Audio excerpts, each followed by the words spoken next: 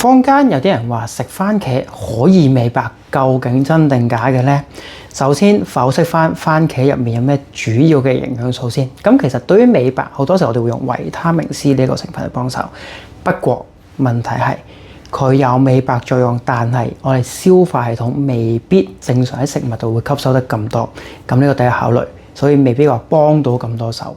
但係調翻轉，佢仲有一個好重要嘅營養素叫番茄紅素。當然呢一個營養素喺煮熟之後嗰個活性會高好多，咁對男士嘅前列腺健康係有幫助嘅。但係啦，調翻轉嚟講，喺美白嘅情況咧，番茄紅素係屬於呢個胡蘿蔔素嘅組別。咁其實呢個組別嘅營養素咧，都係有個顏色噶嘛，橙橙地色咁樣。過量嘅話，反而會積聚喺度我哋皮下脂肪，積聚完之後咧，會令個膚色仲深色咗添。所以啦，要小心啲選擇啦，一啲冇煮過生嘅番茄，維他命 C 仍然保持到，咁就有輕微嘅幫助嘅可能性啦。